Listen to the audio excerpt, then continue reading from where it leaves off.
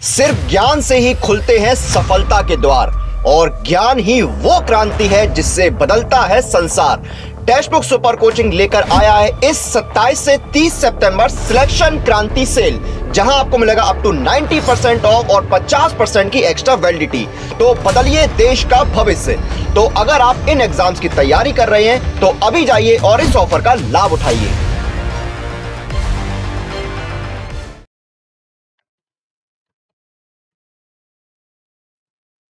Hello everyone, CSIR NET physical science December 2023। इसमें अगर आपको ये एग्जाम क्रैक करना है तो कौन कौन से वो टॉपिक्स हैं जिनको आपको ज्यादा फोकस करना है, आज हम इसी बारे में बात करेंगे। So the most important topics that you have to study before you give this exam. ठीक है, तो आज का यही हमारा टॉपिक है। इंट्रोडक्शन में आपको देता हूं। देखिए, सीएसआर नेट एग्जाम कंडक्ट होता है हर साल 2 बार, एक जून में और दूसरा दिसंबर में, to check the eligibility of Indian nationals for the JRF and lectureship for India colleges and universities. And according to the tweet, recent जो हमारे पास ट्वीट आया है एनटीए द्वारा, उसमें बताया है कि यहाँ पर जो एग्जाम है दिसंबर 2023 का, तो ये आपको 26, 27 और 28 ऑफ दिसंबर 2023 में किसी भी एक डेट को हो सकता है। पहले हम एग्जाम के पैटर्न को लेकर के एक बार बात कर लेते हैं। देखो, पार्ट ए जो है इसमें जनरल एप्टीट्यूड आएगा। टोटल देखो क्वेश्चंस 20 हैं, जिनमें से 15 अटेम्प्ट करने हैं and these 15 questions carry 2 marks each, यानी कि 30 मार्क्स हमारे पास 200 में से पार्ट ए जो सेक्शन है वो कवर करता है। पार्ट बी की अगर हम बात करेंगे तो इसमें कोर फिजिक्स है, यानी यहाँ पर 25 क्वेश्चंस आएंगे, 20 अटेम्प्ट करने हैं, हर एक क्वेश्चन 3.5 मार्क्स का है। सो टोटल 70 मार्क्स का यहाँ पर वेटेज रखता है पार्ट बी।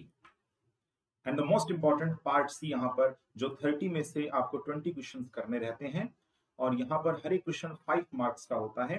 100 मार्क्स आपको ये दिला सकता है। एडवांस्ड फिजिक्स हमारे पास है। टाइम जो हमारे पास रहेगा अलॉटेड दैट वाज 180 मिनट्स और नेगेटिव मार्किंग भी है एग्जाम के अंदर 1/4। अगर पार्ट ए की बात करें तो 0.5 मार्क्स जाएंगे आपके, अगर रॉन्ग आंसर आपने अटेम्प्ट किया तो। इसके अलावा पार्ट बी में 0.875 और पार्ट सी में 1.25। देखो, जितना ज्यादा हमारे पास क्वेश्चन जो है उसके मार्क्स जितने ज्यादा होंगे उतना ही नेगेटिव मार्किंग भी है। तो कुछ स्टूडेंट क्या करते हैं, जल्दबाजी में 5 मार्क्स के क्वेश्चन जो है वो करके आने की ज्यादा क्वेश्चन मतलब अटेम्प्ट करने की कोशिश करते हैं। तो मेरा सजेशन तो यही है, देखो 5 मार्क्स में 1-2 क्वेश्चन में चल सकता है, लेकिन 5 मार्क्स में जो हमारे पास आंसर होते हैं वो एग्जैक्ट आते हैं, है ना। मैथमेटिकल कैलकुलेशंस होती हैं, एग्जैक्ट आंसर आते हैं, तो इसको आप अवॉइड ना करें। जितने क्वेश्चन होते हैं वही अटेम्प्ट करने की कोशिश करें, क्योंकि नेगेटिव यहाँ पर 1.25 का है, इस वजह से। ठीक है, पार्ट ए जो है वो भी क्रूशियल पार्ट जो है, क्रूशियल रोल प्ले करता है इस एग्जाम के अंदर, क्योंकि पार्ट सी जितना महत्वपूर्ण है उतना ही पार्ट ए भी है। तो पार्ट ए को भी नहीं छोड़ना हमने। जनरल एप्टीट्यूड जो है उसमें कुछ कॉन्सेप्ट्स आते हैं जिनका आपने थोड़ा प्रैक्टिस करना रहता है साथ साथ में, क्योंकि अभी 90 डेज का स्ट्रेटेजी आप लेकर के चलें। तो जनरल एप्टीट्यूड और एडवांस्ड फिजिक्स जो पोर्शन है उस पर आपने अधिक फोकस करना पड़ेगा अगर ये एग्जाम क्लियर करना है तो। ठीक है, चलिए मैं आपको पेड कोर्स के बारे में बता देता हूँ। देखिए, एडिशनल 35% आपको डिस्काउंट मिल सकता है अगर आप ये कूपन कोड विशाल के यूज करते हैं, क्योंकि फिलहाल अभी सेल चल रहा है, सिलेक्शन क्रांति सेल, जो 30 ऑफ सितंबर तक रहेगा। इस बीच अगर आप सीएसआर नेट फिजिकल साइंस का कोर्स परचेज करते हैं तो इसमें 60% ऑफ के साथ साथ 35% एक्स्ट्रा ऑफ आपको देखने को मिलेगा। बस आप कूपन कोड विशाल के यूज कर लेना। वैलिडिटी भी एक्स्ट्रा आपको मिल रही है 50%, यानी जहां पर आपको 3 मंथ का सब्सक्रिप्शन मिलता था, अब यहाँ पर 4.5 मंथ का सब्सक्रिप्शन मिलेगा। साथ ही साथ आपको जो पे करना रहता था 18,000 के अप्रोक्स, अब आपको पे करना होगा 4,833 रुपीज। तो इस सेल का आप फायदा उठा सकते हैं 30 ऑफ सितंबर तक। अब हम क्या करेंगे, देखो टोटल 9 सब्जेक्ट्स हैं सीएसआर नेट में। जो टोटल 9 सब्जेक्ट्स हैं, 1 बाय 1 हमें फोकस करना है कि किन टॉपिक्स को हम लोग कवर करें। सो स्टार्टिंग हमारा जो है वो रहेगा मैथमेटिकल फिजिक्स। ठीक है ना, मैथमेटिकल फिजिक्स। देखो, इसमें जो टॉपिक्स आपने कवर करना है, स्पेशल फंक्शंस की बात कर लेता हूं मैं, लीजेंडरी पोलिनोमियल और Bessel function.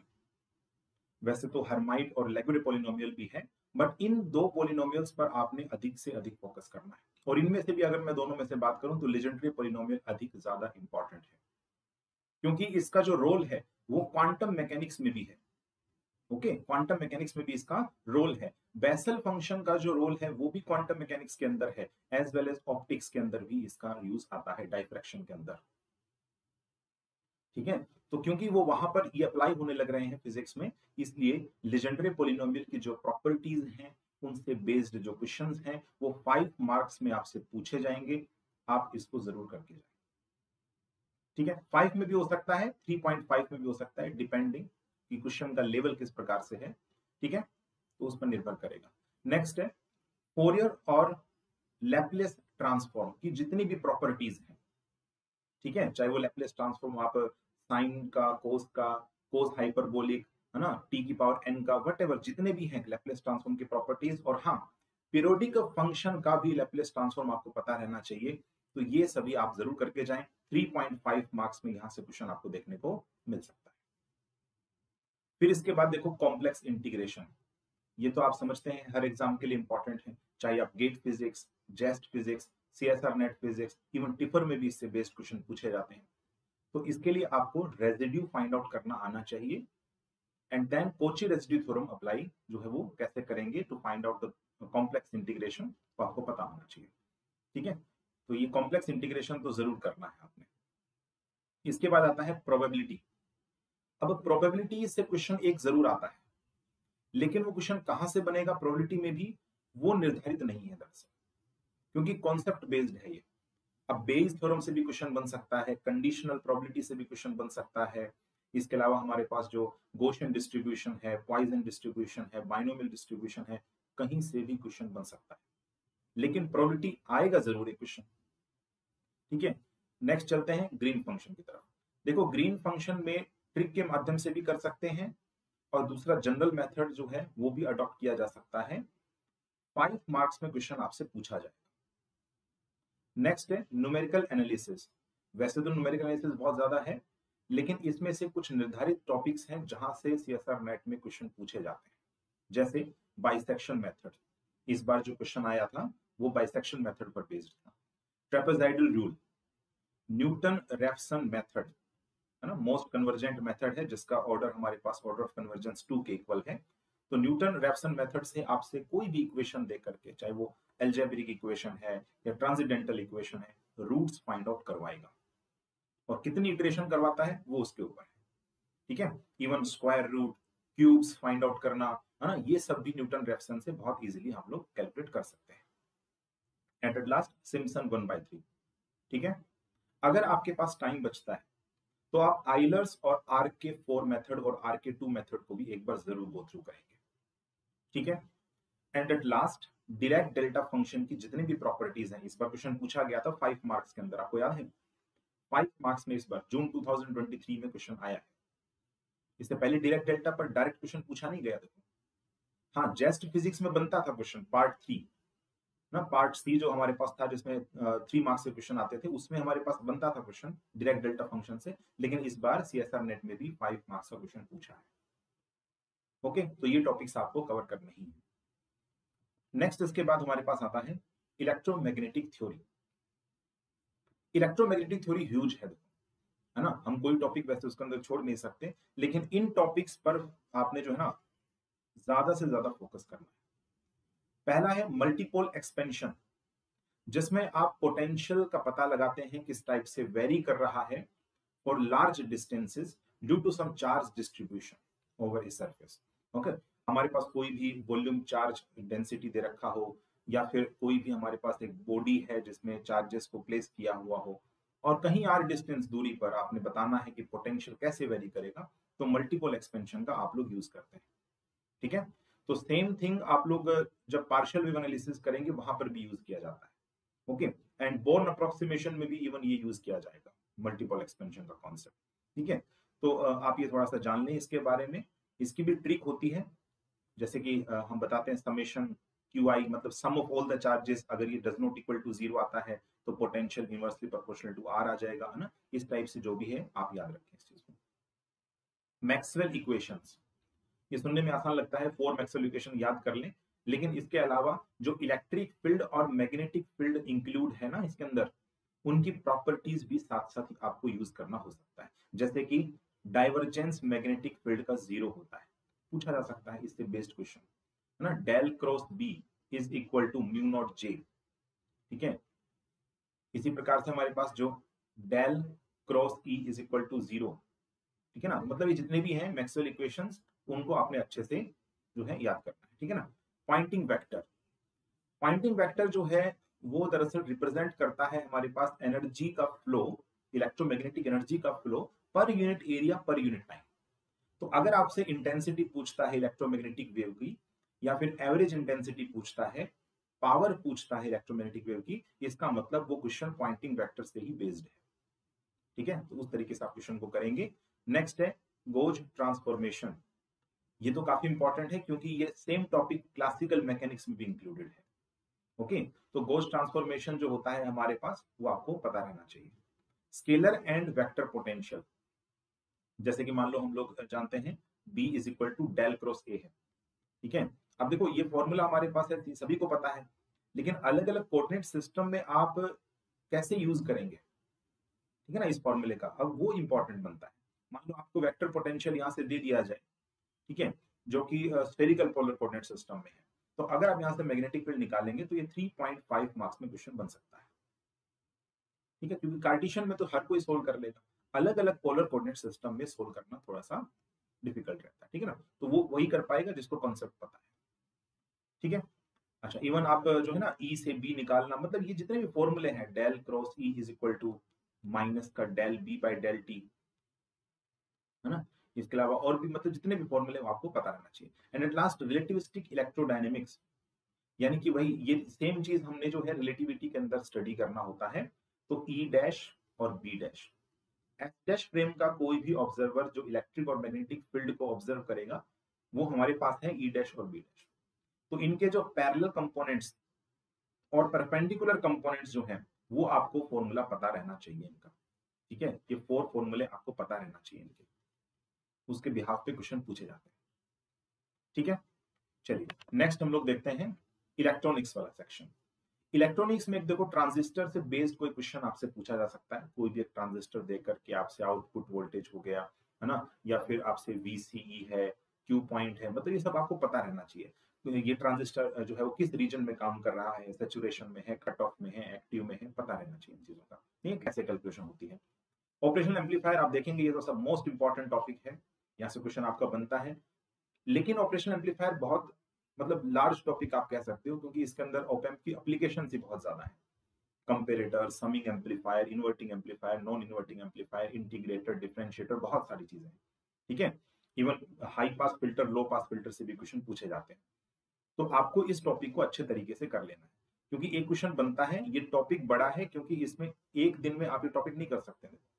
Operational amplifier, BJT फिर भी हो सकता है, लेकिन ऑप एम्प एक दिन का नहीं है, ठीक है ना। ऑप एम्प जो है उसमें आपको लगभग 3 to 4 डेज लगेंगे करने में, इसलिए इस टॉपिक को आपने अच्छे से करना है, क्योंकि हर एग्जाम में यहां से क्वेश्चन बनता है, ठीक है। जैसे पहले जो क्वेश्चन बनते थे वो अलग टाइप के थे, अब आज के टाइम में जो क्वेश्चन बन रहे हैं वो अलग है ना। पहले जो क्वेश्चन बनते थे उसमें आउटपुट वोल्टेज निकालना रहता था, तो आप नोडल एनालिसिस लगा करके इजीली कैलकुलेट कर लेते थे, वर्चुअल ग्राउंड का कॉन्सेप्ट लगा देते थे। लेकिन अभी थोड़ा सा क्वेश्चंस का लेवल जो है वो इंक्रीज हुआ है, ठीक है। हो सकता है आपको 2-3 ऑपरेशनल एम्पलीफायर एक साथ दे दे, कई बार क्या होता है ऑप एम्प में जो है जेनर डायोड को इंक्लूड कर दे ना। तो इस टाइप के जो क्वेश्चंस बनते हैं आपको उनको टैकल करना आना चाहिए। नेक्स्ट बात करते हैं एप्लीकेशन ऑफ डायोड्स, जैसे कि क्लिपर सर्किट और क्लैम्पर सर्किट, है ना। तो इस पर मैंने वैसे तो एक शॉर्ट वीडियो लेक्चर प्रोवाइड किया हुआ है, जिसमें मैंने ट्रिक बताया रखा है कि आउटपुट वोल्टेज कैसे फाइंड आउट कर सकते हैं आप डायरेक्टली एक क्लिपर और क्लैम्पर सर्किट को देख करके, ठीक है। तो क्लिपर और क्लैम्पर सर्किट में आप लोग जो है आसान है ये टॉपिक, बहुत ज्यादा मुश्किल नहीं है, आप इसको करें जरूर। फ्लिप फ्लॉप्स है, हाँ, तो फ्लिप फ्लॉप में तो कहीं से भी क्वेश्चन पूछा जा सकता है, बट इसमें से भी जो मोस्ट इंपॉर्टेंट है वो है जेके फ्लिप फ्लॉप, ठीक है। नेक्स्ट इसके बाद है मक्स। तो मल्टीप्लेक्सर जितने भी हैं, मल्टीप्लेक्सर से बेस्ड जो क्वेश्चन है वो आपको आना चाहिए। And at last propagation of errors. तो प्रोपेगेशन ऑफ एरर्स से देखो इस बार भी क्वेश्चन पूछा गया था 5 मार्क्स के अंदर।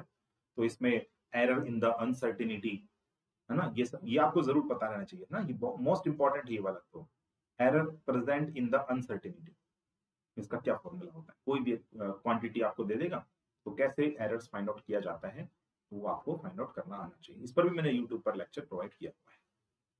ठीक है, 5 मार्क्स में यहां से क्वेश्चन बनेगा। नेक्स्ट बात करते हैं क्वांटम मैकेनिक्स, है ना। देखो क्वांटम मैकेनिक्स बहुत ज्यादा है, लेकिन मैं आपको टॉपिक्स बताता हूं, जैसे कम्यूटेटर्स एंड ऑपरेटर्स 3.5 मार्क्स में क्वेश्चन बनेगा। यहां से आप लोगों को जो है जितने भी ऑपरेटर्स हैं, कम्यूटेटर्स हैं, उनको अच्छे से पता रहना चाहिए कैसे टैकल करना है।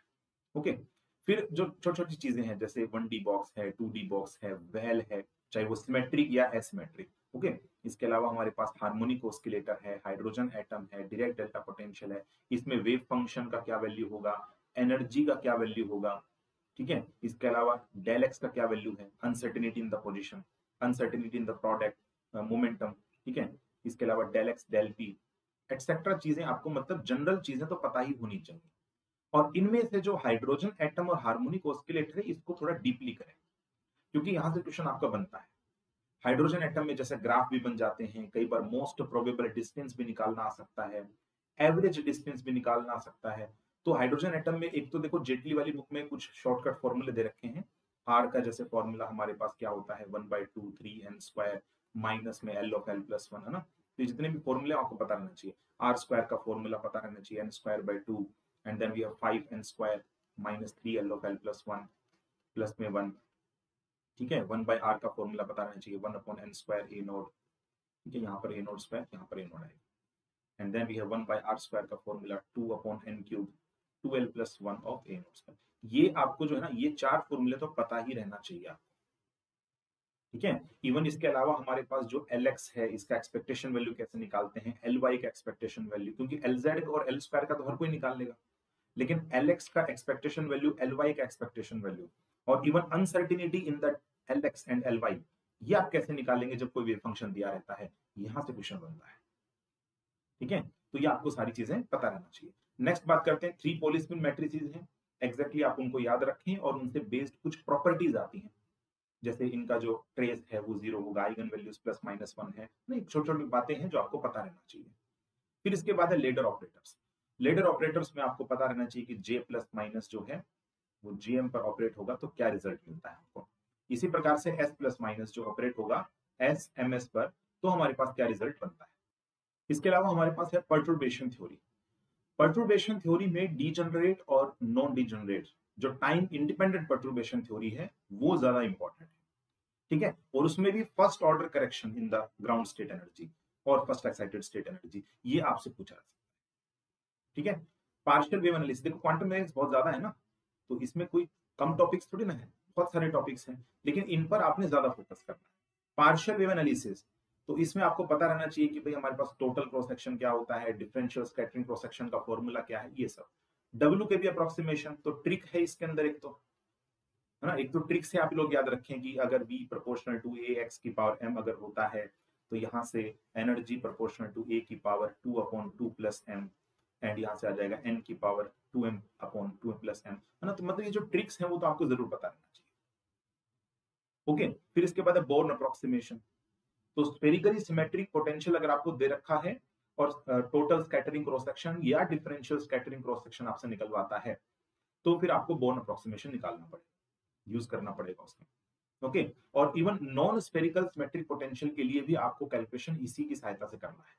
एग्जांपल के तौर पे एक बार क्वेश्चन पूछा गया था कि V is equal to something V naught a cube and summation over I, and then we have del Dirac delta है 3 डायमेंशन के अंदर, and r vector minus ri vector. अब इसके कोरस्पॉन्डिंग आपने फाइंड आउट करना था d sigma by d omega.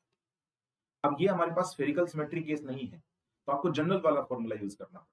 ठीक है ना, तो आपको वो सारे फॉर्मूले जितने भी हैं वो पता रहना चाहिए, जैसे sigma T is equal to होता है total cross section is equal to d sigma by d omega and then d omega, जहां पर डी ओमेगा को डिफाइन किया जाता है sine theta d theta d phi.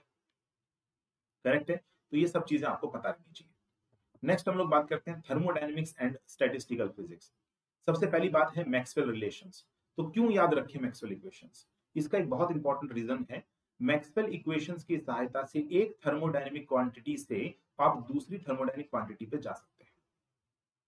ठीक है, सेकंड थिंग यहां से ये आता है कि अगर आपको कोई मान लीजिए कोई चीज आपको दे दिया, ठीक है ना, एंट्रोपी दे दिया या थर्मोडायनेमिकल जो है कोई भी वेरिएबल दे दिया आपको, ओके, और वहां से आपने इक्वेशन ऑफ स्टेट निकालना हो। इक्वेशन ऑफ स्टेट क्या होता है? What is equation of state? The relation between pressure, volume and the temperature.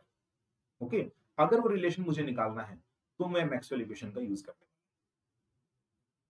ठीक है, एग्जांपल के लिए आप खुद से एक बार ट्राई कर सकते हो, जैसे फोटोन गैस है, तो फोटोन गैस के लिए हम जानते हैं U इज इक्वल टू होता है AVT की पावर 4, ये रिलेशन होता है ना। ठीक है, अब यहां से आपने इक्वेशन ऑफ स्टेट निकालना है, इक्वेशन ऑफ स्टेट, तो कैसे निकालेंगे देखो आप एक बार फाइंड आउट करके, मैक्सवेल रिलेशंस का यूज करना पड़ेगा इसमें। ठीक है, तो ध्यान रखेंगे, जैसे एक फॉर्मूला बहुत इंपॉर्टेंट आता है 1/T is equal to delta S by delta U at constant V, बहुत ज्यादा इंपॉर्टेंट फॉर्मूला है ये। ठीक है, कई बार आपको ऐसा दे देगा कि स्पेसिफिक हीट कांस्टेंट वॉल्यूम ये है, तो बताइए यहां से गिब्स फ्री एनर्जी कितना होगा।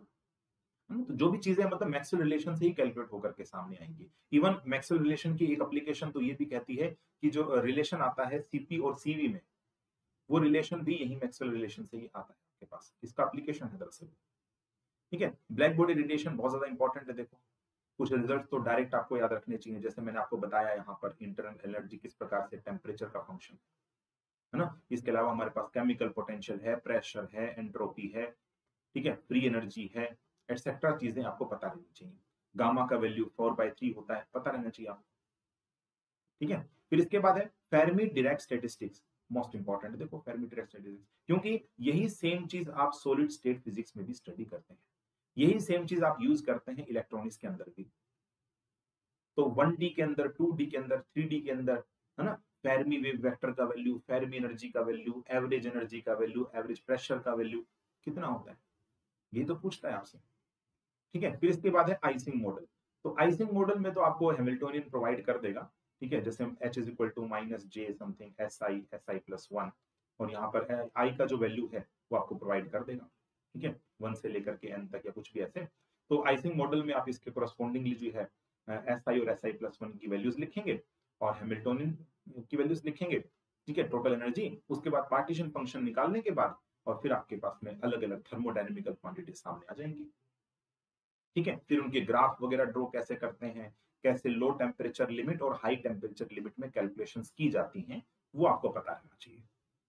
And at last random walker, क्योंकि ये हमने बता दिया ना पार्टीशन फंक्शन से कैसे थर्मोडायनेमिकल क्वांटिटीज निकाली जाती है ना। जैसे पार्टीशन फंक्शन जेड से हम लोग निकालेंगे U is equal to minus का del by del beta ln z। ठीक है, फिर यहाँ से CV का वैल्यू निकलेगा del U by del T at constant, ये सब चीज एटसेट्रा। रैंडम वॉकर देखो आप 1D भी करें 2D भी करें, क्योंकि आज के टाइम पे क्वेश्चन 2 डायमेंशन आने लगे हैं। इस बार जो क्वेश्चन पूछा गया था इसमें तो 2 रैंडम वॉकर्स को दे दिया गया कि 2 रैंडम वॉकर्स कब मीट करेंगे। ठीक है ना, तो अब रैंडम वॉकर के 1D और 2D केस ही नहीं, बल्कि 2 रैंडम वॉकर्स भी आपको दे सकता है। ठीक है, अब तक तो क्या था कि डायरेक्ट 1D के क्वेश्चन आते थे ना, कि भाई हमारे पास में यहाँ से स्टार्ट होता है, इतने स्टेप लेता है, तो बताइए फाइनल जो है हमारे पास जब 0 आ जाएगा मतलब ओरिजिन के ऊपर, तो कितने नंबर ऑफ स्टेप्स लगेंगे या क्या प्रोबेबिलिटी होगी। तो ये 1D का केस था। अब 2D केस में मान लो 2D केस में ईस्ट वेस्ट नॉर्थ साउथ में जा सकता है, तो उनकी प्रोबेबिलिटीज 1/4 है ना। फिर उससे मीन डिस्प्लेसमेंट, वेरिएंस निकालना, ये सब चीजें पूछता है आज के टाइम पे। ठीक है, random walker most important topic है, 5 मार्क्स में क्वेश्चन पूछेगा यहाँ से। ठीक है, आगे चलते हैं, देखो क्लासिकल फिजिक्स की तरफ। क्लासिकल फिजिक्स में ग्रेविटेशन शॉर्ट टॉपिक जरूर लगता है ग्रेविटेशन, लेकिन क्वेश्चन देखो पूछा जाता है इसमें एग्जाम के अंदर, केपलर्स लॉ, इसके अलावा हमारे पास केपलर लॉ से ज्यादा क्वेश्चन पूछता है वैसे यहाँ पे, और इवन एस्केप वेलोसिटी से भी क्वेश्चन 2-3 बार पूछे गए हैं। सेंट्रल फोर्स है, तो सेंट्रल फोर्स जो है इसको आप अच्छे तरीके से कर लें, क्योंकि काफी चीजें हैं इसके अंदर। ठीक है, फिर इसके बाद है, देखो मैंने एक साथ लिखा है Lagrangian, Hamiltonian, Euler Lagrange's equation. ये मैंने एक साथ इसलिए लिखा है क्योंकि कई बार क्या होता है, लैग्रेंजियन से Euler Lagrange's equation of motion निकालना हो सकता है, हैमिल्टोनियन से लैग्रेंजियन निकालना हो सकता है, लैग्रेंजियन से हैमिल्टोनियन निकालना हो सकता है, मतलब इंटर रिलेटेड टॉपिक्स हैं सभी के सभी। और डिफरेंट डिफरेंट सिस्टम के लिए लैग्रेंजियन आपको डिफाइन करना आना चाहिए। जैसे डबल पेंडुलम है, सेंट्रल फोर्स मोशन हो रहा हो तब कैसे लैग्रेंजियन लिखा जाता है।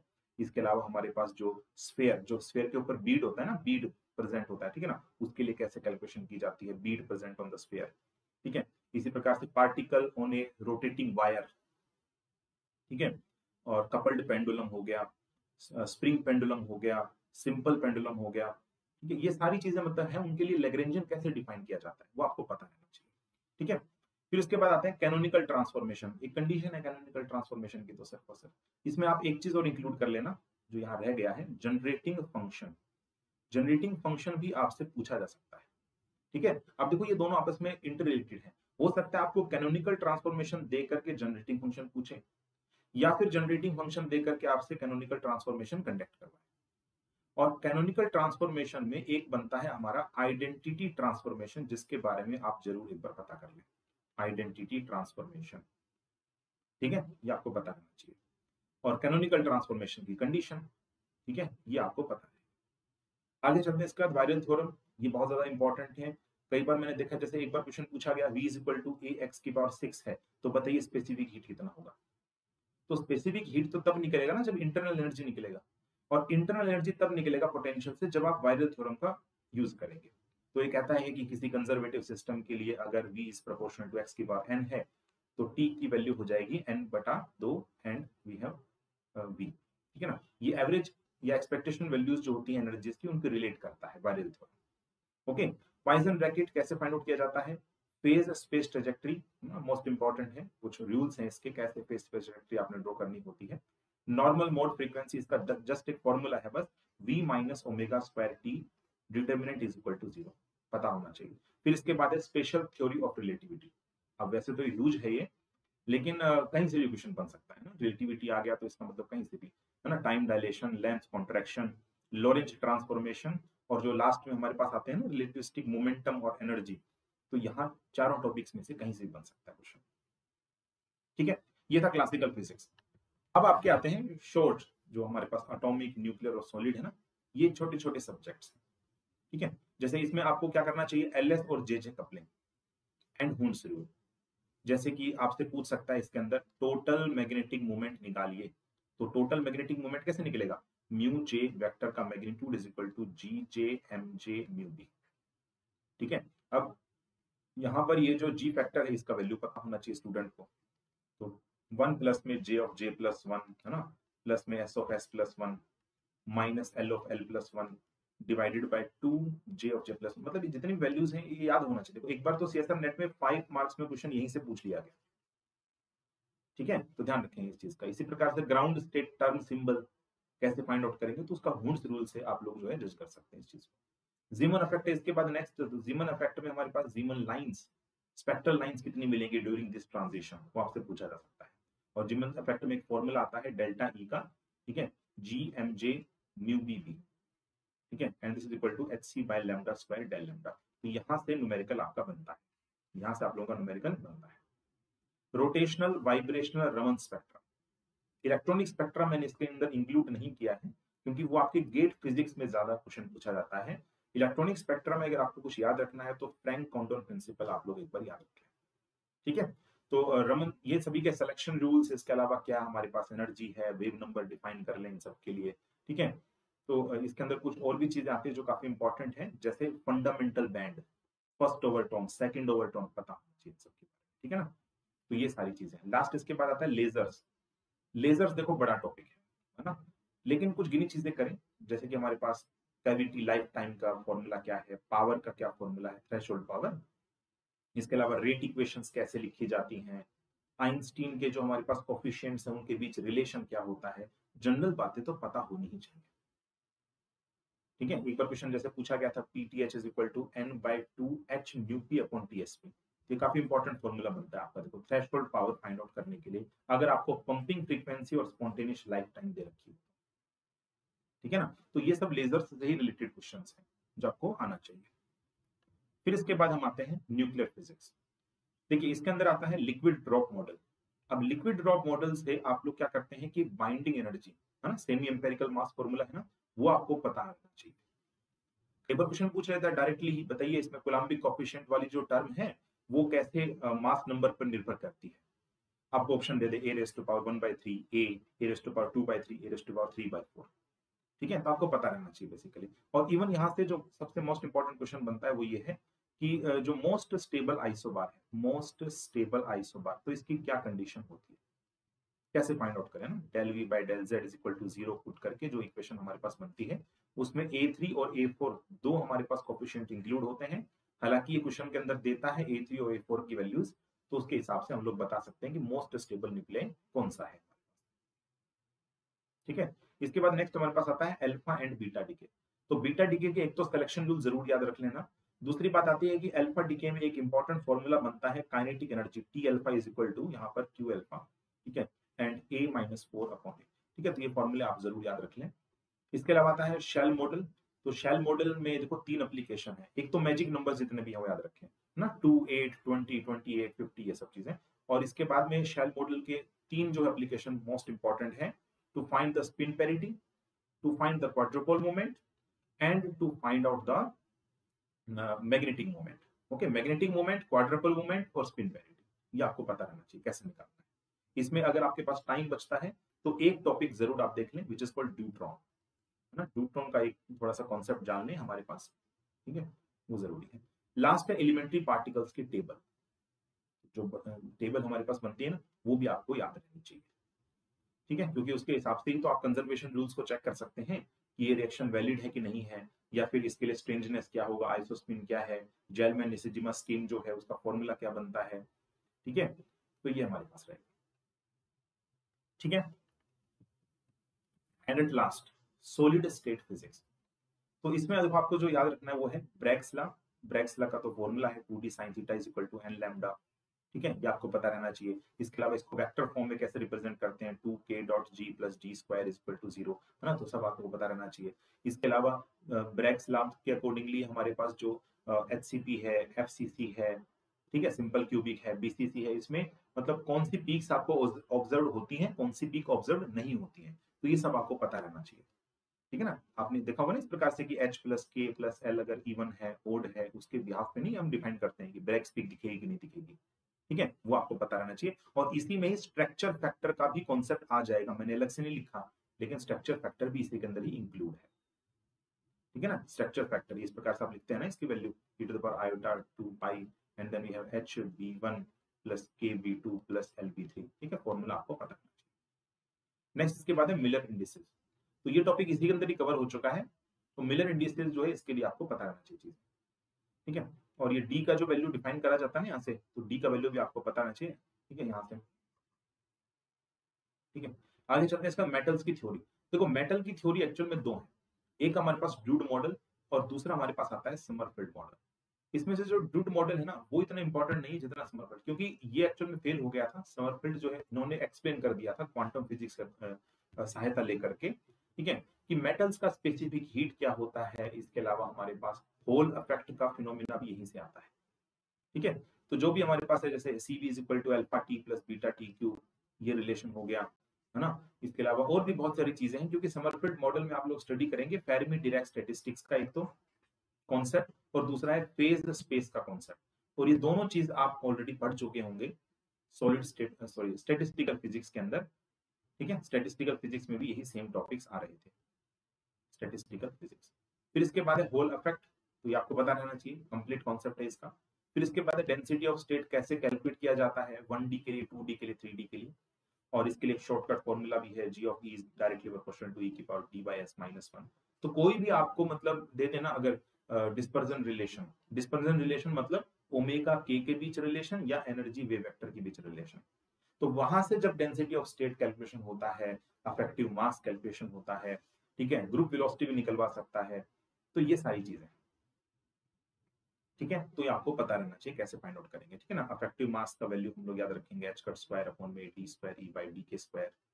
ठीक है, अब ये at the top of band, at the bottom of the band, at the centre of the brilliant zone, चीजें पता रहनी चाहिए। ठीक है, आगे लास्ट हमारे पास आता है सुपर कंडक्टिविटी। ठीक है, सुपर कंडक्टिविटी में कुछ चीजें हैं जैसे कि मेसनर इफेक्ट के बारे में आपको पता रहना चाहिए, और इसके अलावा पेनिट्रेशन डेप्थ के बारे में, और सुपर कंडक्टिविटी में बेसिकली आपको एक क्रिटिकल फील्ड के बारे में पता रहना चाहिए। फॉर्मूला आता है H of T, ठीक है, is equal to HC at 0 and then we have 1 minus T upon TC का होल स्क्वायर। ठीक है, ये फॉर्मूले मतलब आपको पता रहना चाहिए, यहाँ से क्वेश्चन आप लोगों के बन सकते हैं। ठीक है। तो सुपर कंडक्टिविटी में भी आपको टाइप 1 और टाइप 2 सुपर कंडक्टर्स दोनों के बारे में पता रहना चाहिए, और बीसीएस थ्योरी में कूपर पेयर्स के बारे में भी आपको नॉलेज होनी चाहिए। ठीक है, तो यहां से आप लोगों के क्वेश्चन बन सकते हैं। ठीक है, तो ये हमारे पास में सारे के सारे टॉपिक्स थे जो मोस्ट इंपॉर्टेंट है, उसके मैंने पार्ट्स में भी बता दिया आपको, ये चीजें आपने पता रहना चाहिए। ठीक है, तो ये हमारा आज का बेसिकली लेक्चर था based on important topics. 90 days की रणनीति बनाइए और डेडिकेशन के साथ आप लोग जो है ना कंटिन्यूसली काम कीजिए। ऐसा नहीं कि आज पढ़ लिए कल नहीं पढ़ रहे हो, टाइम चाहे कम ज्यादा हो सकता है डिपेंडिंग ऑन योर सिचुएशन। ठीक है, बट आपको टाइम तो देना चाहिए, देखो ज्यादा से ज्यादा जितना आपके लिए पॉसिबल है इस टाइम पे, क्योंकि this is the crucial time. Okay, और पार्ट सी और पार्ट ए पर ज्यादा फोकस करना अगर इस एग्जाम को क्लियर करना है। ठीक है, फिर भी अगर कोई प्रॉब्लम आता है क्लास से रिलेटेड या आपकी स्टडी से रिलेटेड, उसके लिए आप इस टेलीग्राम चैनल को ज्वाइन कर सकते हैं। इस YouTube चैनल को सब्सक्राइब कर लें, क्योंकि यहाँ पर CSR नेट फिजिकल साइंस के लेक्चर्स जो हैं वो डेली अपलोड होते हैं, आपकी तैयारी के दौरान काफी काम आने वाले हैं। बेल आइकन को प्रेस करें ताकि आने वाली जो नई वीडियोस हैं इनका भी नोटिफिकेशन आपको टाइम टू टाइम मिलता है। तो मिलते हैं नेक्स्ट लेक्चर में। Thank you.